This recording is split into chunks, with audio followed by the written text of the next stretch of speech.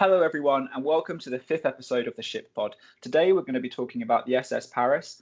Today, I'm also joined by Tom. He is the author of the online blog Steam at Sea. I did forget the name. I'm sorry, Tom. And Tom is going to be focusing on the interior of the Paris, because that's something that I do not know very much about. He's also just going to be here for the ride because his knowledge on the Paris is similar to mine. So it's good. Two people who don't know very much can hopefully make something mildly entertaining. Tom, do you want to say anything before we continue? While on my blog, I do creative writing pieces on the age of steam at sea and steamships, which is obviously a big passion of mine, otherwise I wouldn't be on this podcast. And it has come to fruition due to my studying of the subject at Portsmouth University. Yeah. So for those of you that don't know, Portsmouth in the UK, it's right down south. It's right near the Isle of Wight, which is a little island off the UK between France and the UK.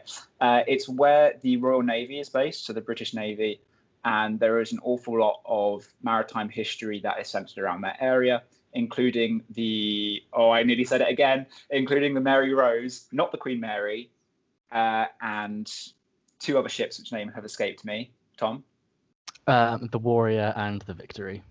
The Victory. And some people pointed out in the episode before the Britannic one about the Cap Trafalgar and the Carmania that the Victory is a ship that Admiral Nelson used at the Battle of Trafalgar, and I should have pointed that out, but I didn't.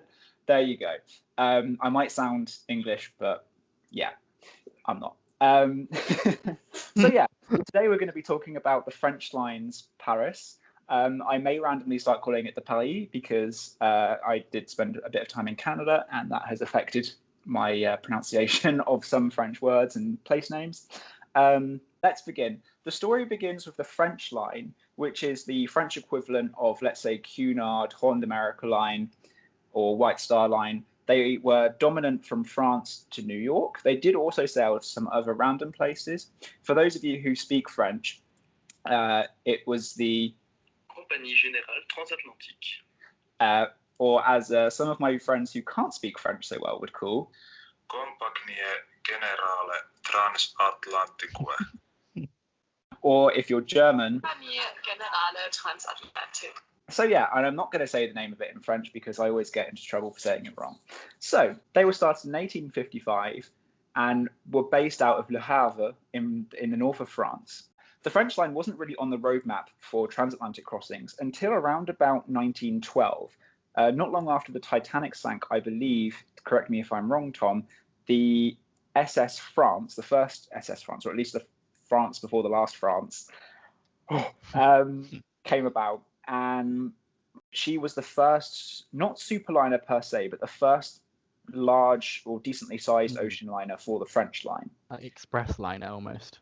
And after that point, the French line became one of the competing lines in Europe for a lot of the transatlantic traffic and could begin to start competing with the likes of Cunard and White Star, who were up until this point basically not unopposed, but they were the go-tos really. Dominated the trade very much, yeah. They dominated the trade, yeah. And in order to continue this business model, by 1916, the French line decided that they're going to need a running mate for the SS France. And this came in the concept, basically, of the SS Paris.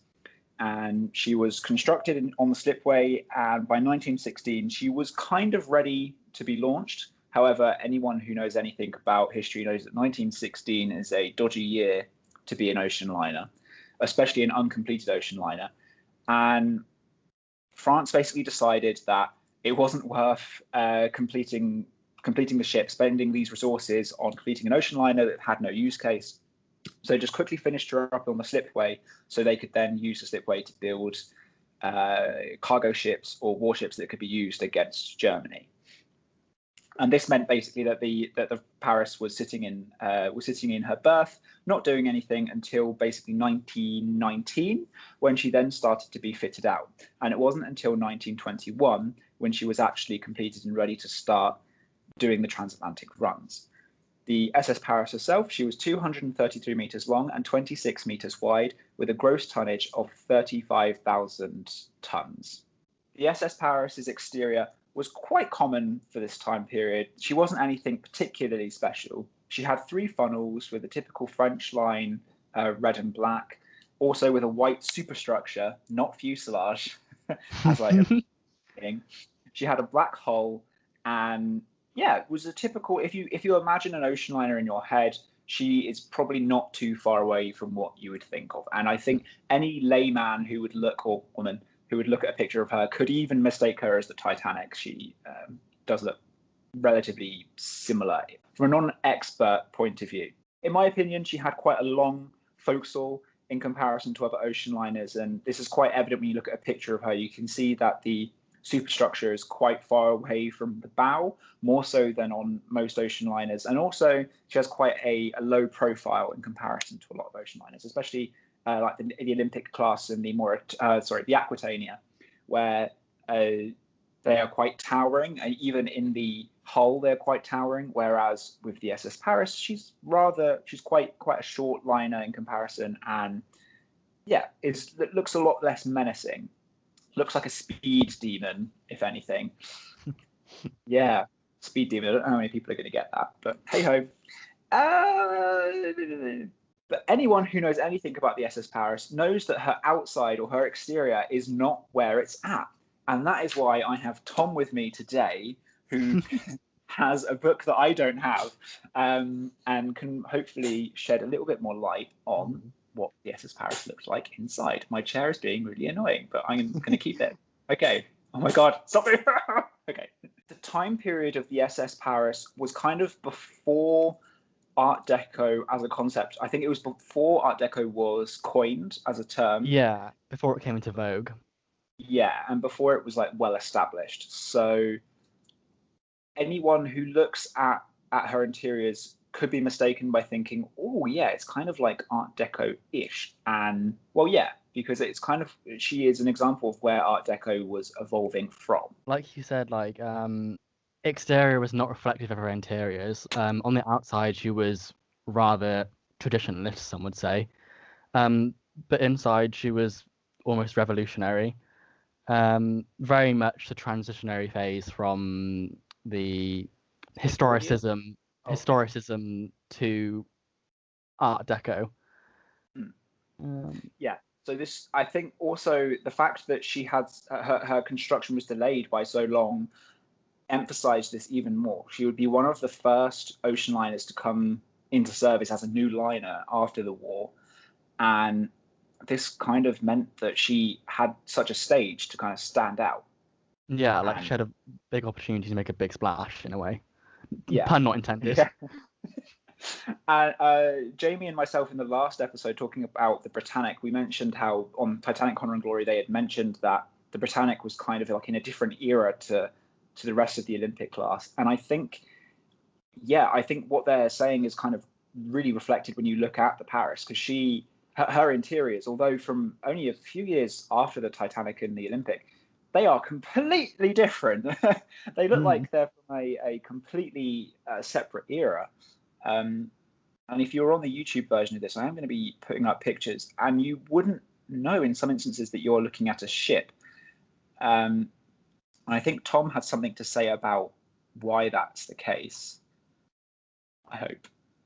Do you? If you don't, it's fine. I thought Art Deco was like his historicism was very much trying to make a hotel at sea, and like it was trying to hide the fact that you were on a ship, whereas Art Deco more so embraced the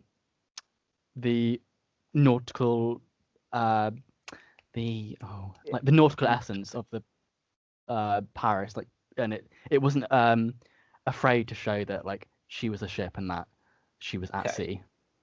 Okay, all right. As I say, something also very important to mention is that although Tom and I spend an awful lot of time reading about liners and ships in general, we are not experts. And if we are saying something that people disagree with or people know to be false, just know that if you come at us, we know that we're probably going to be wrong. So don't think that everything we're saying we know is 100% a fact, because we know that we're human and make mistakes. Yeah. But yes, Thank you for correcting me there, Tom. But yeah, it's only from like me looking at pictures where I like, for example, the one of her staircase. I don't know. It looks like a Turkish bazaar, right? It looks like you're just walking through like a market, and then you suddenly come to like this second story part of it. In my head, that's I don't know. That to me, that seems very interesting for an ocean liner, and I wish there was a colorized version because it looks like it would be absolutely amazing. It's like a dome, must be twice the size, if not more, so bigger than the dome of the Olympic class, and nothing like what the Lusitania or Mauretania had. So yeah, she was must have been really revolutionary for a passenger stepping aboard. It must have been quite a shock, I imagine, as well, because what would have been like this? Like not much at that time, anyway. It's like it's almost like it's like they took the Olympic class grand staircase and just completely revamped it to look more modern and Art Deco. Yeah, there's definitely a hint of the, what's it called? Yeah, Olympic class there. But then again, because I mean, if you look at they call it the grand staircase of the Lusitania, for example. Lusitania. It's very they call it like I think it's a closed plan staircase or something. Yeah, like yeah, but like also like with the German. Sorry. Oh no, you go on. Well, I was gonna say like also like with the German liners at the time, like they had like, I don't know, they were just they were very nice stairs, but they weren't in any way grand. Like they looked grand, but they weren't like they're in themselves. It's almost like there wasn't any fanfare about them. They looked nice, but it seems like their main purpose was to serve as staircases, and the luxury was just there as a result of it being in first class. Yes, exactly. Yes. So yeah, you can really see how the SS Paris transitioned and took also with her the glamour of like the golden age of ocean liners, but also was manipulating it into like the post-war era, which it's really interesting to see. And I'm looking at all these different pictures of the staircase, and I really cannot get over how amazing it is. And also we're gonna start linking her to the Normandy and the Italy. I said a word and I don't know what that word was, just not bad. But yeah, and she's also kind of like a more fluid version of the Normandy, because she has more like curvy lines and is more, I want to say traditional, but at the same time it's just a different style. It's maybe not traditional, but almost Art Deco, but restrained compared to Normandy. Yeah. So when you see people saying that the Normandy was was intimidatingly stylistic and intimidatingly almost hyperbole of Art Deco. Yes. And I think with the Paris, from my opinion anyways, it looks like, although she does seem like quite daunting, because there's all these like amazing new interiors, it's almost more relaxing in a way, and it doesn't seem so. It seems more individualistic, but I don't know. That's just me looking at a picture. Not as overwhelming. Yes, indeed, less overwhelming. But this is someone looking at it 100 years later. So yeah. But no, okay. Tom and I are also looking at a postcard of a staircase somewhere within the SS Paris, and there are design elements as well that seem to be emanating from the three large German liners at the time, the Imperator, the Bismarck, and the Vaterland, yes, which would at this time, after the Paris was in service, they would become the Bering something Kia. Yeah, that's hard to pronounce. Berengaria, Majestic, and Leviathan. Yes. So the interior looks quite similar to them, but but still like kind of French. It's really difficult to explain. Yeah. So no, this is just why Tom and I are struggling to kind of like define what she looks like, because she is such a random mix. It's almost like, from this image, it's almost a step back from what the staircase looks like. It reminds me very much of. Oh, sorry. Oh yeah, I was going to say, but also kind of like from here, she also looks a little bit like the Normandy at the same time. So it's I don't know, because of the way like she's got very square marble like pillar going up, two marble pillars at each end of the wall, but just before the staircase going up to the ceiling, and it just looks very Normandy kind of like. But then you have this staircase coming in, which is completely like shatters the image of it being Normandy. Like, it's definitely not. It's and then as well, I'd say that the ceiling paneling as well, it's all very the ceiling paneling or plastering, whatever it is, as well takes us out of it, because it's very ornate, whereas obviously when you think Art Deco, you think clean lined and almost minimalistic in a way. So, and obviously again, Tom and I, we're also not fashion and design experts, although I think Tom is potentially more qualified in this area than I am. But so from what we know, like we can really see that she is in between an era here, and she's not really found her way. It's like an artist who hasn't found their style yet. That's a it's like the Art Deco is still trying to find its footing and where it sits in the ocean liner world. Exactly. Okay. And so she was just really well regarded, and every book that I've mentioned, that I've read her be mentioned in, they only talk about her interiors. Or say they only talk about her interiors, take up most of what is written.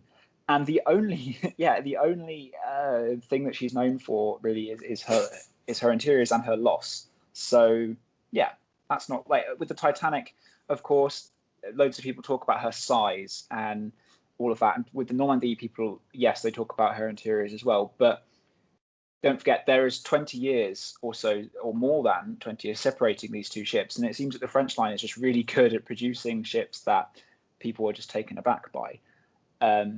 More so than, say, Cunard. You had the more Aquitania with the ship Beautiful, but that was a point.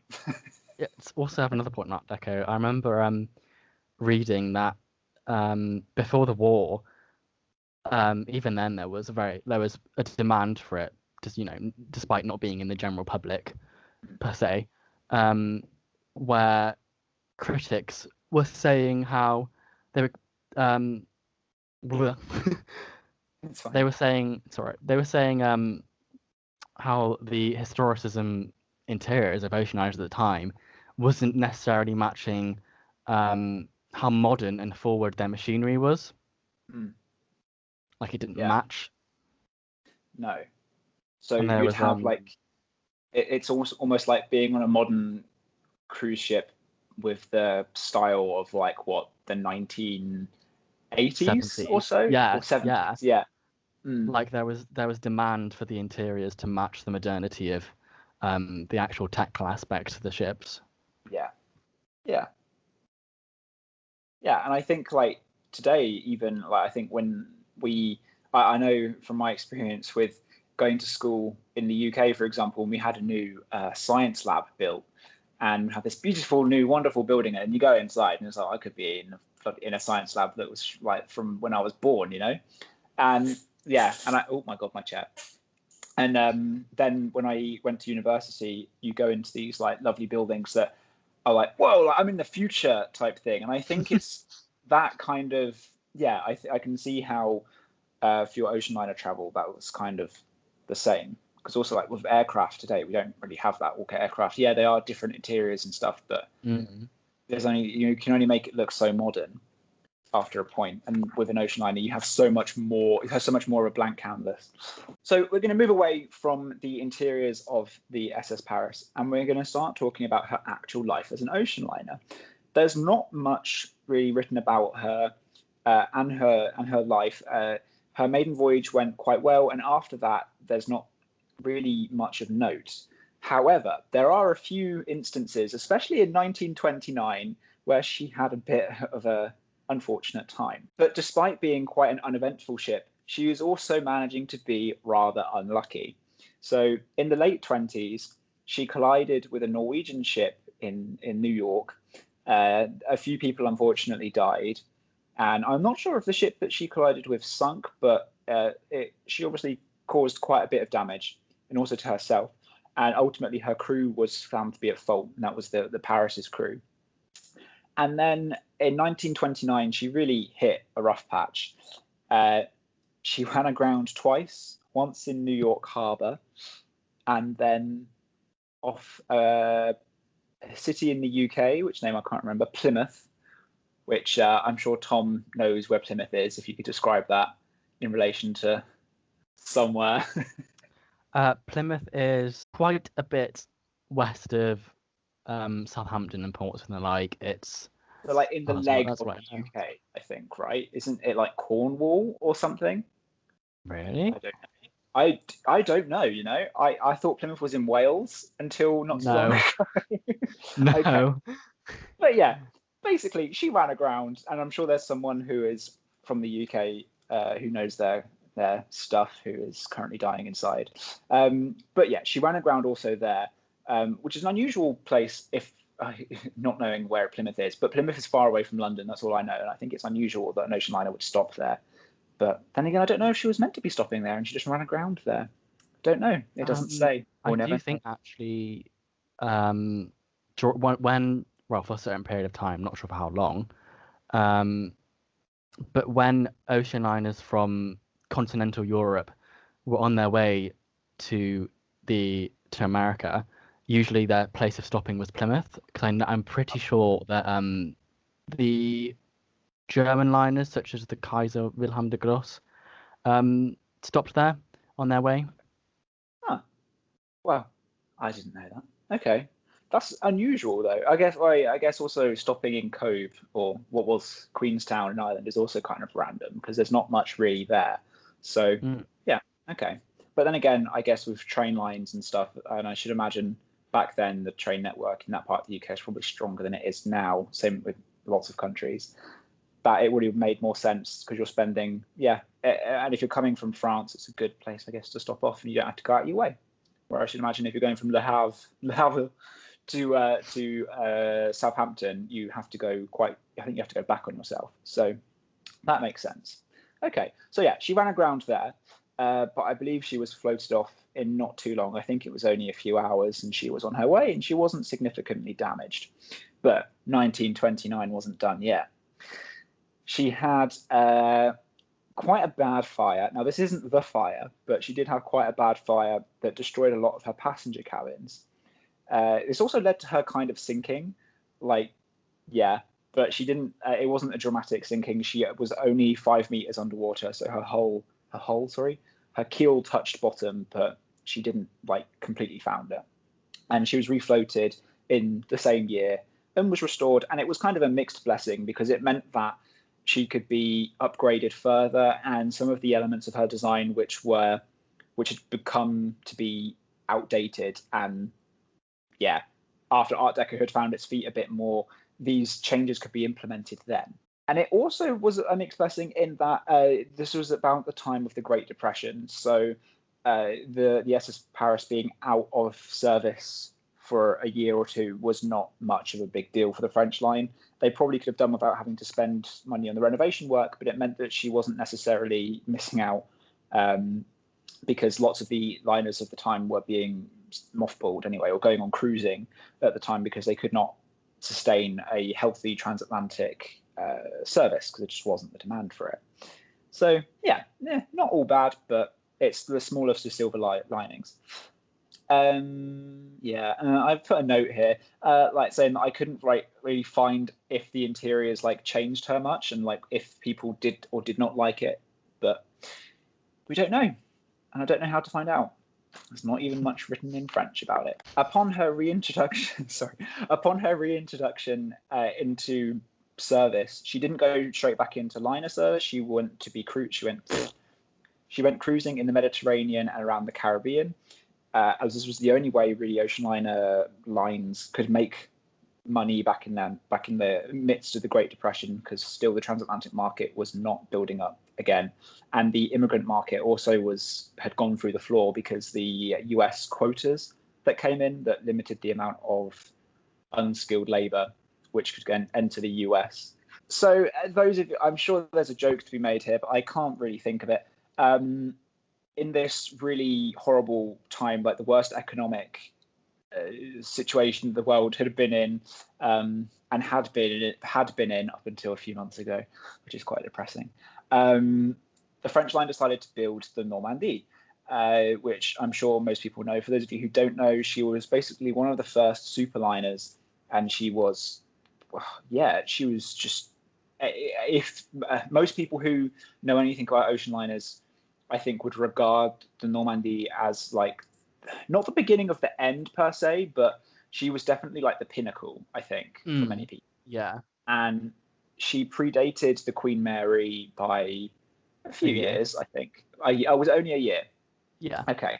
And I know the launching of the Normandie was kind of like a kick in the face to the English, and they were like, okay, yeah, we need to get on with the Queen Mary, or, well, she didn't have a name back then, and they had to remove like a ridiculous amount of rust from the hull of what would become the Queen Mary, if I remember correctly.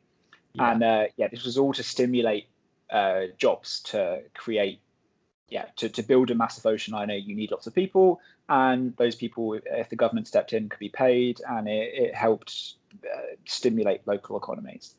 And so the French line came out with the Normandie, and Cunard line came out with the Queen Mary, later the Queen Elizabeth, but war. And also we had the New Amsterdam, honourable mention, from Holland America line. And these three ships, the New Amsterdam, the Queen Mary, and the Normandie, all kind of they all had the different takes of Art Deco, but they were all in the same era of Art Deco.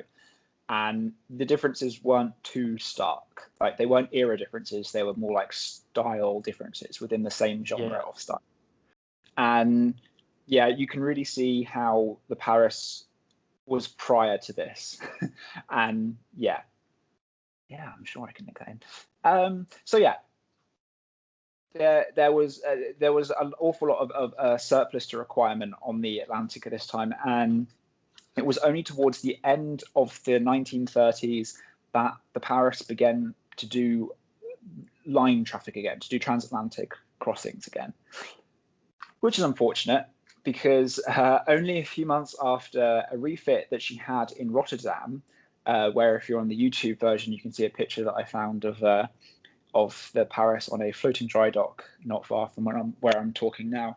So not long after that, she was in Le Havre, waiting to go on another transatlantic voyage to the US, and the French line were told by someone, I don't know who, that there were threats made against their ships, and I don't know by who the threats were made by, and I have no idea. It's very difficult to find out, because 1939 is a difficult period to determine who was saying what, especially in France.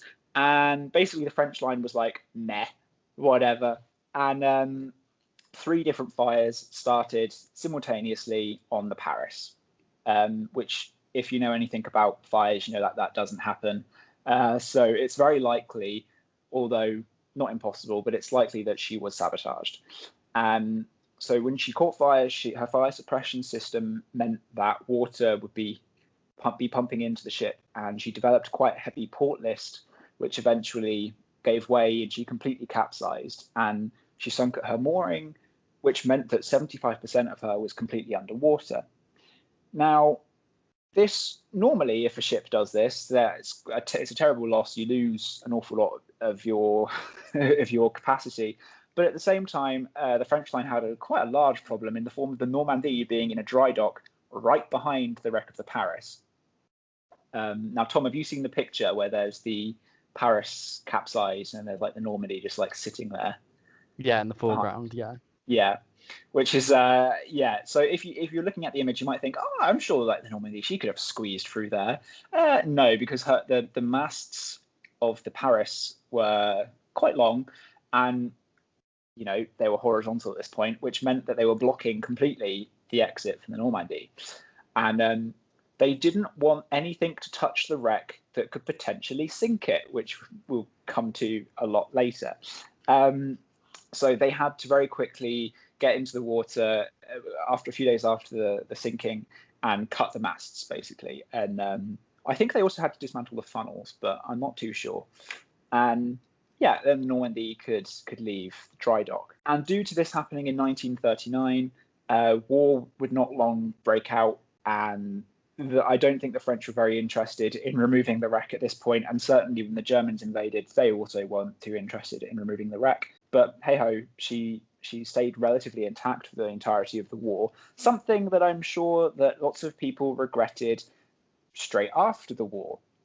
So when the war ended in 1945, in Europe anyways, you can see there's pictures of the wreck of the Paris still there, looking slightly deteriorated, and the entire dock basically being destroyed. So the building that was next to her is completely gone and in rubble and everything. And as war reparations, the French line was given Europa. I think, now correct me if I'm wrong, Tom, Europa was directly given as a replacement for the Normandy, even though the Normandy didn't really sink because of the Germans directly. Mm-hmm. Is that right? Do you know?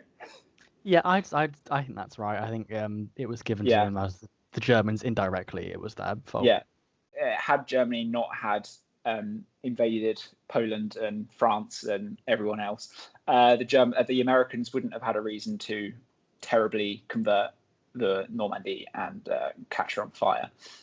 But there you go, they did. And so that led to the Normandy sinking in New York, and the French line basically had the Ile-de-France, and that was it. So they were given Europa, who was quite a well-known ship before the war. She was a speed queen, I think. She had the blue ribbons. Yeah, she did. She did. Okay, and they renamed her Liberté or Liberty or whatever, which is quite fitting because she was a Nazi symbol before the war, and then after Liberty, after the war, liberation, all of that. So that's quite nice. But what isn't nice is that Europa, now the Liberté, she broke her moorings and started hurtling towards the wreck of the Paris. She collided and luckily sunk on an even keel, but sunk nonetheless. She again was only flooded slightly. She was easily refloated, but there was a significant amount of damage, as you can imagine. And also, if you look at the picture, which I will have on screen now if you're looking at the YouTube version, you might be thinking, how on earth did that happen?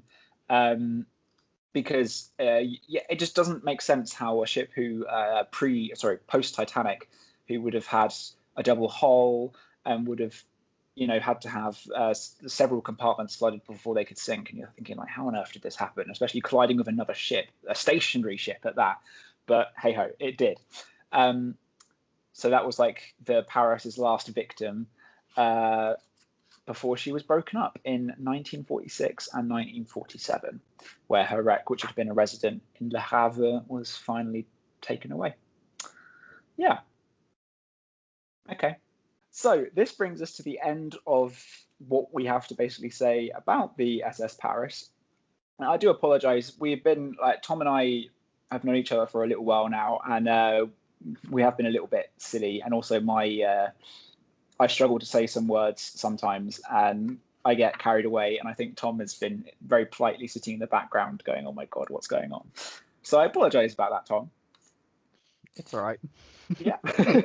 And my chair has also been making some annoying noises, which has been making me lose my concentration.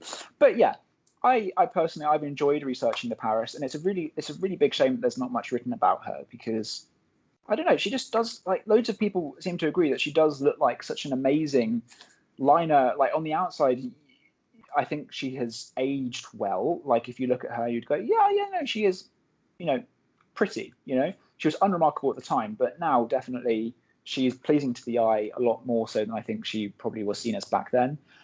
And yeah, I don't know, this resurgence of ocean liner people on the internet has, unfortunately, she's not really been part of it, and it's a big shame. It's a shame that she hasn't really played a big role in this resurgence of interest in ocean liners, especially considering she's so, I would almost say, underrated compared to the Ile-de-France and the likes of the Normandy.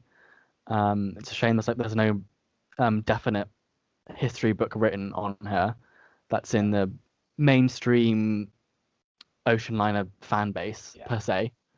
Yeah. And also, like, she was, like, I would imagine without the Paris, it would have been unlikely that Normandy would have been the same, and she probably wouldn't have been as well known because, she was part of the development of the style that became the Normandy, and she was like very much the pioneer of the style, and there always has to be a first. Without her, we wouldn't have had this the evolution from her to the Ile-de-France, the Normandy. Yeah, and we certainly wouldn't have got it from I think other parts of Europe or from the UK or the US, where there was a reluctance, I think, to put this in ocean liners. I know, like you could say, like with the Manhattan, but the Manhattan from the from the US lines, she was a bit later on, and I think even not to say that the Paris. Yeah, not to say that the Paris was like the beginning of this style, but she definitely, I think, was the catalyst. I think it's catalyst. Oh, the catalyst. Yes, she was the catalyst of this transition, which led to I think what most people would agree is like the most glamorous time for ocean liners if you had the money, anyways. Because if you think about the time of the Titanic, like it would have been. Like the Edwardian era was very like flashy money type thing, but it was, I don't know. I think it was very like restrained. Whereas you come to the 20s, and people are a lot, like, I would say, looser, and like fashion is undergoing a huge change, and everything's like the social world is being shifted up.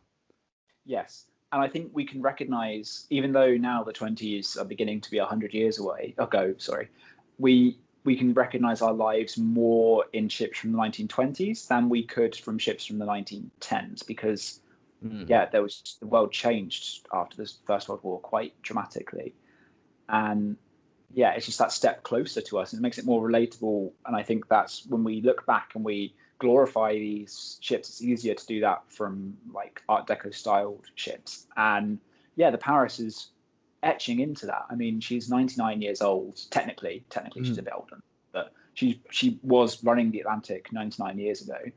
And I don't know. I'm glad that she exists, and hopefully this probably doesn't do her justice. I mean, she was a burning shipwreck. Hopefully this isn't quite as bad. But Tom and I have really, I say Tom and I have struggled. I have struggled to put this together. Tom has been trying really hard and has done quite a good job. But I need to get used to making sure that Tom knows what's going on, because I'll ask him a question that he cannot know the answer to, because I don't even know it myself.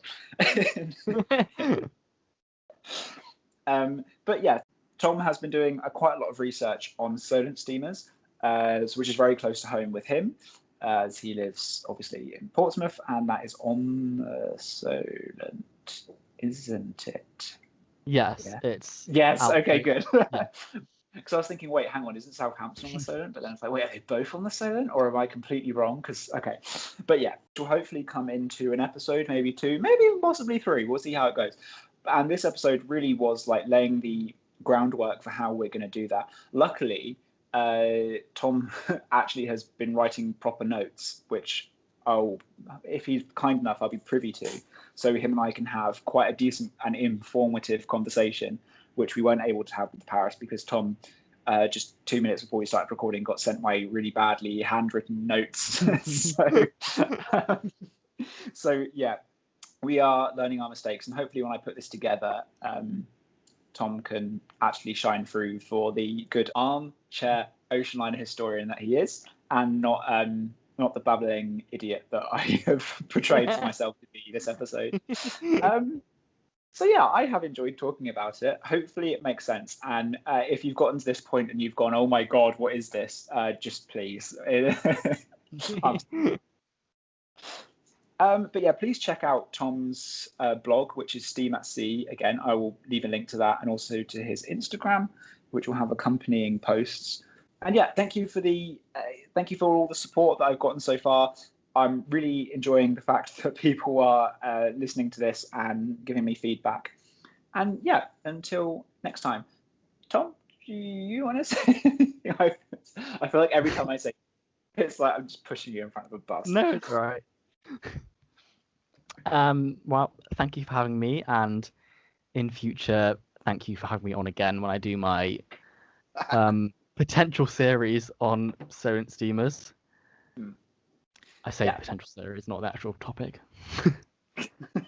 Yeah, but no, I'm sure it'll be fun, and I think we should probably start talking about it when it happens instead of if, because if we say if, it will never happen. Yeah. So yeah. Okay. And my boyfriend's opening a door. Great. Okay. But no, I think we'll leave this here. Thank you very much. And until next time, I'm going to stop recording.